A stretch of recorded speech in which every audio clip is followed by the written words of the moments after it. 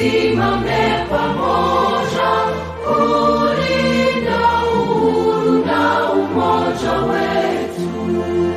Enyi Bwana na binti wa Afrika, mwili wa jua, mwili wa anga, tuifanye Afrika mti wa uzima. Tuungane sote tuimbe pamoja, kuenzi shikamano hatima yetu. Tujitoe wenyewe kupambana pamoja, uhuru na umoja vitawale. Enyi Bwana na binti wa Afrika, mwili wa jua, mwili wa anga, tuifanye Afrika mti wa uzima.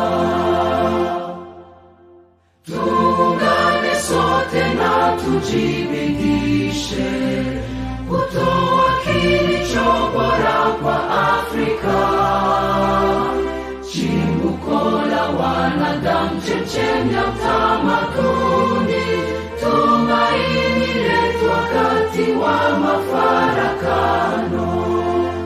Enyi Bwana na binti wa Afrika, mwili wa jua, mwili wa anga, tuifanye Afrika mti wa uzima. Let us make Africa the tree of life. You are watching us live here at Humanist TV Africa. We are called Humanist TV Africa. We are a registered charity, registered to do media work in the world. Today, as I speak, we have studios in Uganda, we have studios in Kenya, Zambia and Zimbabwe, studios in Ghana, Nigeria, Sierra Leone, UK and US, and we are growing every other day. My name is Katom Kasa, and of course in the studio is Dennis Bongwe to do the production. We are here to serve you as we empower each other. We learn from you as you learn from us. We intend to change the way things are, to empower people with better knowledge, better information about themselves, about their history, and inspire them to better use of their talents and develop and do better for the world we live in. I want to encourage you to please subscribe to our YouTube channel, Facebook, TikTok. Our name is Humanist TV Africa. Our website is still under the same name, Humanist TV Africa. Now today, I want to show you something very special. What are those tribes in Africa? Call them ethnic groups in Africa that make Africa special. The cultures, the ethnicities that make Africa special. Now, the program is Amazing Facts About African Ancient Cultures. This is episode 12. If you have missed our other episodes, please go into the playlist. Check our episodes. Every episode in the playlist is going to be there. You're going to see this and more. This is episode 12 about the amazing facts about Africa. Now, look at this map of Africa. I'm showing you where these countries are and where these tribes are. Now, this map is going to give you a sign of the oldest civilizations in Africa. Have you heard about the Nubians? Have you heard about the Kushites? Have you heard about the Ethiopians, the Coptics? Have you heard about the Bantu? And of course, have you heard about the war of the Akan? Those are one of the amazing tribes, the amazing ethnic groups of people in Africa, but other history that have survived for the last 1,000 plus years. Now, let us look into this very fast. Look at this next image now. The Berbers. I will talk about the Berber people. The Berbers. Now, the Berber people from, for example, South Valley of Morocco.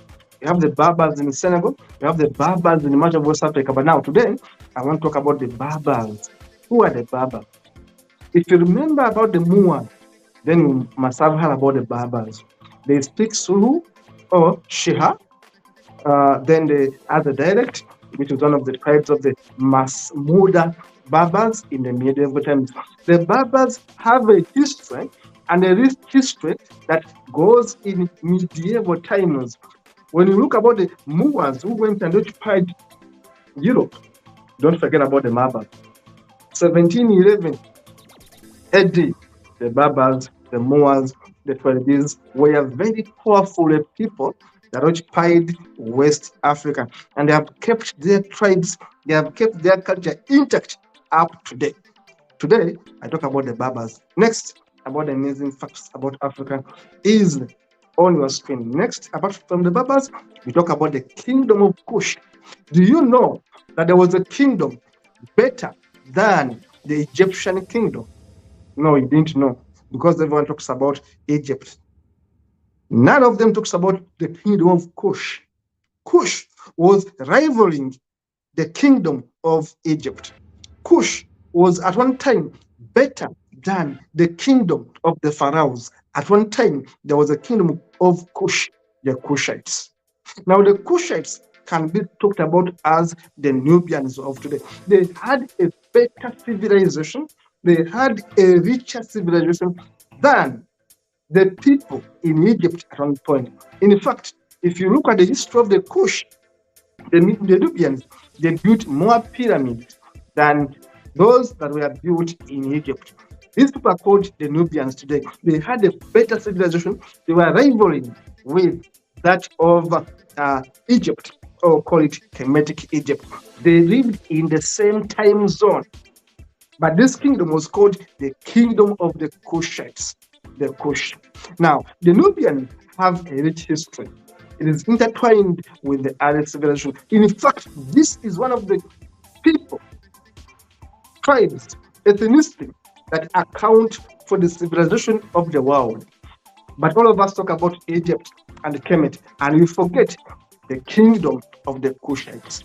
They were stronger, they were powerful, they were very innovative, the Kushites. Now, for thousands of years, they thrived in the region of Nubia, along the Nile River, in present-day northern Sudan, and, of course, southern Egypt. They covered northern Sudan and southern Egypt. And, of course, you can see them in Uganda, you can see them in Kenya, you can see them in other countries in Eastern Africa, and we can also see them in part of Central Africa today, the Kushites, the Nubians, as we want to call them. Now, these Nubians, if you look at it, their civilization, the Nubian civilization, known for its advanced culture and trade, coexisted with ancient Egypt, call it Kemet. They lived in the same time zone, same timeline. But you talk about Egypt and you forget about the Kushites. Now, today, I want to give you the Kushites. Now, the Kushites were special. Why? Because of their trade and art and culture. They had a strong culture, they had a strong trade, and they had very intelligent people, the Nubians. Now, with significant influence and interaction between the two societies, Egypt, ancient Egypt, called it Kemet, and the Kushites, Africa was progressing. The kingdom of the Kush is one of the earliest African states and was a major power in the region and was known for its wealth. The Kushites were richer. They had gold, they had diamonds, they had the beautiful art and architecture. They built pyramids, comparing them with the pyramids in Egypt. As Egyptians were building pyramids, the Kushites were building pyramids. But people don't talk about Nubians. People talk about the Egyptians. They were the Nubians. Nubians were there, building whatever the Egyptians were building. In fact, sometimes better than the Nubians. Better than the Egyptians. They were rivaling them. They were competing with them. So the Nubian people contribution to our civilization can never be understated. It includes impressive monuments and, of course, unique history, art, and culture. Today, I bring to you the kingdom of the Kush. Let us look at another amazing fact about Africa. Of course, Kushites, you can see them on your screen. Very, very beautiful people there. The Kushites, some of the most beautiful women come from the Kushites, the Nubians. Their culture is very strong and they're very proud of their history. Now, some of the major tribes I can talk about today are the Maasai tribe of Kenya, I'll be showing you photos, and Tanzania, the Karo tribe of Ethiopia, the Hamba tribe of Northwest Namibia, the Xhosa tribe of South Africa, the Samburu tribe of Northern Kenya. Of course, we have others I'm going to be indicating in this very show. Let us continue. We have the Somali culture as one of the most strong cultures in the world, are the Somalis. Try them and see. Try them and see. You will prove that Somalis trust their culture. They don't want to mix their culture with anything else. They are the only people in that part of the Horn of Africa that respect their culture strictly to the dot. The Somalis, their culture is stronger than what you may think about. Let us look at other cultures. The Tutsi in Rwanda, the Tutsi in Uganda, the Tutsi in, of course, Congo, Burundi. The Tutsi also have the powerful culture. They don't let go. The Tutsi, wherever they go, you call them the Rwandese. They are the people that are proud of their culture. They keep it. They keep their culture. Whatever you see, the Tutsi will keep their culture intact, including intermarriages within themselves. Those are the Tutsi. They keep their culture intact. Now we have the Xhosa of South Africa. They love their culture. If you have been watching South African music, which I do watch and love, you are going to be with me to say that the Xhosa people love their culture, love their tradition. Their women, their men love their culture. The way they wear, their songs are energetic, full of historical innuendos, full of livelihood, full of love and power, and of course vibe. Those are the Xhosa people. We find them in Southern Africa, not only South Africa, but Southern Africa. We see the Xhosa people right there with a strong culture. Then we see the Tarok people of our friend Nandepu Bongfa. Yes, it has been identified as one of the people with the strongest culture in Nigeria. The Tarok people are Bantu people, by the way, but are in Nigeria. They're part of Bantu stock people. Remember, Bantus came from South Africa and spread all over Africa. The Bantu, the Tarok, are part of the Bantu. Now, when you look at the cultures of Africa that keep their traditions, a grandmother transfers their beauty, their culture to the child. This is what the Samburu people do. This is what the Baganda people do. This is what all other cultures do, from grandmother to granddaughter. They transfer their knowledge. Now, these are the Zulu people, the Xhosa people. I told you, guys of West Africa, you know these women. You know how they love their culture, how they love their attire, and how they flaunt it out. These are the Xhosa people of Southern Africa. You can see they love their color. Of course, how about Ethiopia? The Kushites, CU, not KU. That's what they call the Kushites, the Afar Kushites of Ethiopia, Eritrea, and Djibouti. Don't mix the Kushites or the Nubians, the Kush Empire, and the Kushites. The Ethiopians have the Kushites, Cushites, the Kushites of Ethiopia, Eritrea, Djibouti, Aramalik, Adam. These people love their culture. I've been to Ethiopia. I should tell you, the Kushites, the Afar people of Ethiopia, love their culture. The way the women dress, the way the men dress, the way they decorate themselves. It shows you one thing. These guys really love their culture. These people, the Kushites, they have a rich history.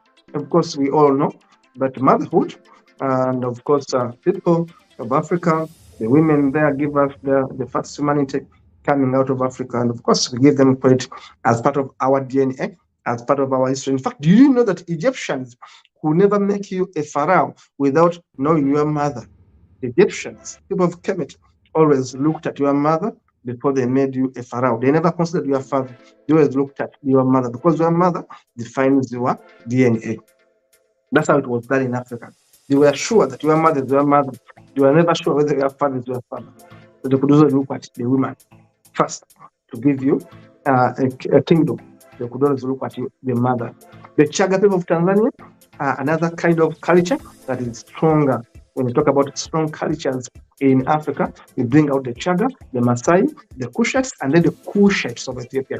Then we look at the Mundari tribe of Southern Sudan. The Mundari also have a beautiful legacy of a culture. They will never take it away from them. They have those tribal marks, as we're going to be seeing them in other photos right here. The Mundali, of course, the Dinka, and the other tribes of southern Sudan. These are Nubians, partly, and of course, they have a rich culture. When I talk about Nubians, I talk about the Kush Empire, the kingdom of the Kush. The Maasai warriors are known for their proud culture. Go to Kenya, I've been to Kenya, you look at them walking freely in the streets or on the streets of Nairobi. You will see Maasais walking like that. That's how they dress. They walk freely in their attire. These guys love their culture. Tell me in Uganda, how many times do you see Baganda walking with their candles and whatever, and mbugo and back clothes on the streets of Uganda? Anyway, in Kampala, you will never see them walking with their mbugo or whatever it is to show that they are Baganda. But the Maasai people, the Kushites, the Nubians always want to show you that this is what we are. There's also people from Africa, they will show you this is what we are. Now, the tribal marks of southern Sudan, the Dinka, and of course other tribes always show it to you. And look, for us, this is who we are. They have these tribal tattoos all over themselves. And they are very specific because each tattoo you see there has a story, has a history, has a clan, has a family. They will identify you going by the tattoo mark on your body. These are tribal marks, and you have no choice.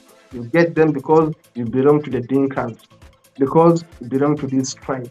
This is how they define themselves, and it makes them a special kind of people in Africa, a people that love their tribes. Now we have these people so important, the San people. These are one of the oldest tribes in the world. The San people. They are found in Southern Africa. One of the oldest tribes in the world are those guys there. They are so few that history shows that there are about 100,000 left of these people. These people are Asiatic African in composition. When you look at them, they look like Chinese, but they are Africans. These people are about 100,000 left in the whole world now. And they should be guarded like something to treasure about our history, because humanity comes from these people. They have a DNA that is so original. Of course, we see the Maasais, right there, the Sambulus in Kenya. They also love their culture. Today, the show is about people who love their cultures and will show it to you. You have seen the San people of Southern Africa. You go like that. Of course, we have the Kalamajongs in Uganda.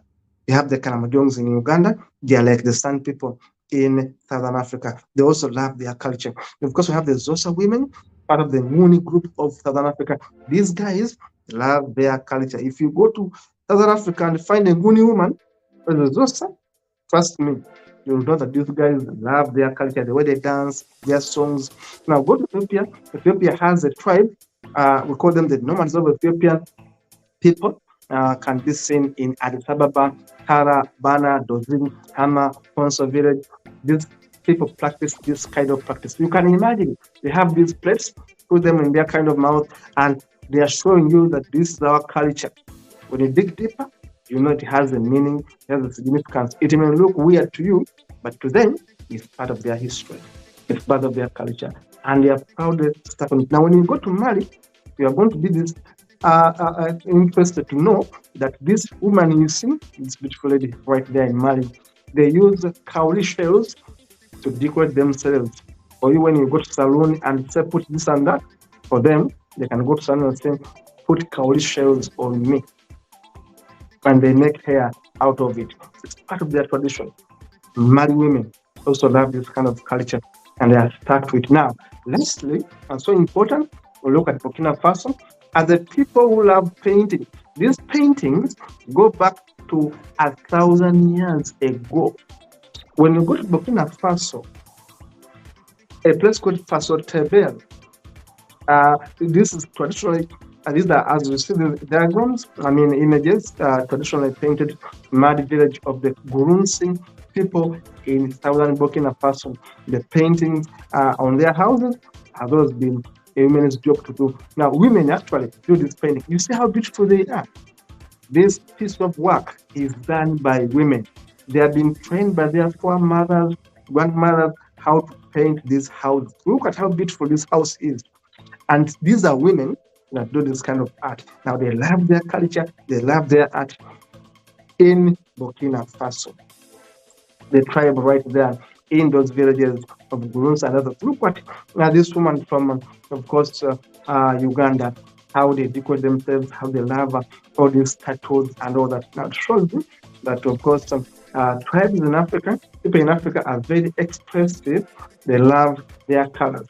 And, of course, there is a fashioning competition among the people in Sudan, the Nubian as a whole. There's a specific tribe that actually has a fattening competition. People go for a month to eat nothing else but fermented milk and get big stomachs, big bellies, bigger chests, big whatever.